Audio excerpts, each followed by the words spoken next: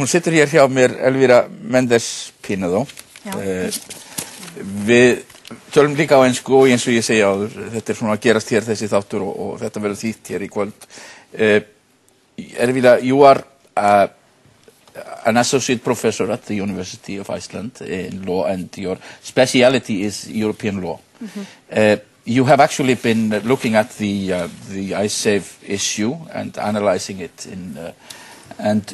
well, you have reached the conclusion that, well, the directives are faulty and etc. Yeah, I did one report for the Parliament that I sent in June, and I came to the same conclusion that is now shared by other specialists in European law, that the issue of the state liability and the nationalization of the private debt is very unclear, and it is something that we could discuss before the European Court of Justice or the EFTA Court, and I encourage some of my students to do a doctoral dissertation on this point, because there is a lot of things to say. Unfortunately, the principle of non-discrimination is very clear in European law, and since the Icelanders' depositors were not lost in Iceland, we cannot discriminate depositors in England or in Holland, and this is what the reaction of this issue in Europe, when I comment, you discriminated. That's a big no. And before I continue, I would like to say two things so that I don't get very nervous. One is that I published yesterday in my blog an article with all the arguments that I am putting forward here, so all the legal issues, and so that if I forget something, everybody can have a look at it. And then also that I am a person who believes in European integration and European law, but I cannot avoid being critical in these moments. Yes. So I wouldn't like that what I say now is interpreted in the sense that no, Iceland should not join the EU or something else. That is not a debate. I think European institutions are full of people who are critical, who have a critical opinion of European law because they want to do things better. And we have seen the European Parliament is full of those parliamentarians who have a critical view because they want a better future for Europeans. So I am in that group. When I think about Icesave, I think that I remember that, and this is what I teach my students, that European law is a law in context. It is not possible to interpret it just from a strict point of view. And this dispute has to be examined under a European perspective, a European context, but also an international context. And I'm very happy that you brought to the program both Eva Joly and Michael Jackson, because they're bringing together these two perspectives. These main issues that are floating in the sky are like the European integration, the EEA agreement, the fundamental rights, the responsibility of all actors involved, and that means European Union, European institutions, European Union member states, private, public actors. Then the model, we should not forget the model of capitalism based on a neoliberal approach, which has freed it from social responsibilities. And also I would like to connect it last but not least with something that I think it is going on in the world, which is a movement for global justice activism. And there we have people like that have been have been also invited to the program, like Nobel Prize, or to Iceland at least, the Nobel Prize economist Joseph Stiglitz, Amartya Sen, or even global activists like Naomi Klein. She has written a book that I strongly recommend for Icelanders called The Shock Doctrine, where she revises the history of the economic world in the last 30 years. And the role of the International Monetary Fund, unfortunately, is not very good. So I encourage people to go through these things. My main conclusion, I would say, is double. Yeah. Is that there has been an oversimplification of the analysis, of all the analysis that has been done, and the solution that has been adopted in the Icesave dispute. because the responsibility lies at all levels, national, European, public, private, etc. And just to decide that Iceland has 100% of responsibility and liability is too simplistic for me. It's like this Ulen dog that we have in Iceland, you know. Yeah, and the issues are not so simple, they're much complicated. So oversimplification of the analysis, oversimplification of the solution, and of course the methodology has not been appropriate.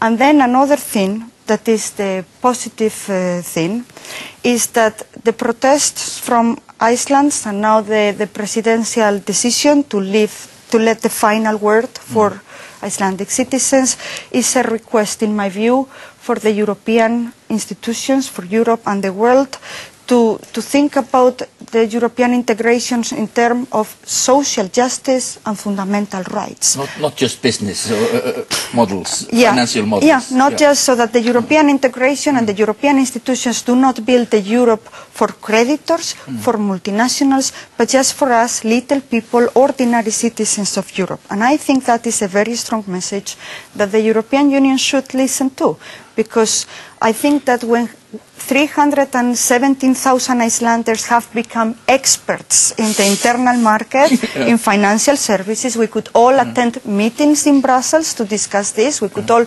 participate in the reconstruction of the model, and with a big group of people, such a big as that, follows 60,000 voters that want to have the final decision. It's a strong message for democracy in Europe. But the problem is that the crisis could have been, or it should have been, maybe an opportunity to restructure a lot of things, readjust a lot of things, but it seems that we are missing out on that. Yeah. Jacques Delors has mentioned this in an article you have cited. Yeah, there is several figures in Europe that have been very critical. Jacques Delors is one of them. Also Felipe González, and maybe Madame Joly was referring to him. Even I would like to remember, for instance, that even the president of the European Commission now, João Manuel Barroso from Portugal, he had a very hard time before the European Parliament in September being re-elected, because the European Parliament told him, you have built in Europe for multinationals, and you have forgotten about social issues and fundamental rights. And he got re-elected, but he promised Europeans a social Barroso and a social Europe. So I'm still waiting for that. And I think that we should remind the European Union that the Lisbon Treaty and the European Union Charter for Fundamental Rights have entered into force on the 1st December 2009, and they are promising Europeans precisely what the Icelanders are asking, which is democracy, fundamental rights, the role of law, social justice, and direct participation in the construction of the economic governance of Europe, but also of the world. And what I am very worried is that there was a window of opportunity, like you mentioned, that opens in 2008, to build a better world. Another world is possible. This is what the activists say, if we just stand and fight for it. And what I'm very worried is that this window of opportunity that opened is closing down, and now, like in any revolution, there is a counter-revolution fighting back for power. And I just would like to mention, for instance, the film of Luchino Visconti, Il Gattopardo, is a wonderful film where you see the old world of the aristocrats collapsing and the middle class, the bourgeoisie, coming forward, gaining power. And Alain Delon saying to his uncle, which is the Principe di Salina, uncle, I have to go and fight with the revolutionaries, with Garibaldi, and the old aristocrat, which is Bart Lancaster, who says, yes, good luck, but you will have to understand something, that something has to change so that all remains the same. Like, we will all, so that the power is not, the structures of powers, the structures of economic governance in the world and in the European Union, they're not changing. And it is business as usual. And my conclusion is that Iceland now has wonderful opportunity, and I'm not saying whether the presidential decision was good or bad. I mean, it is a fact. We have now something that the others are also saying. We have a wonderful opportunity now to just stand up, fight for our arguments, fight for bring our perspective into the world with all dignity and respect, and that we should remember what the real debate is about, which is the fundamental rights in the construction of the internal market.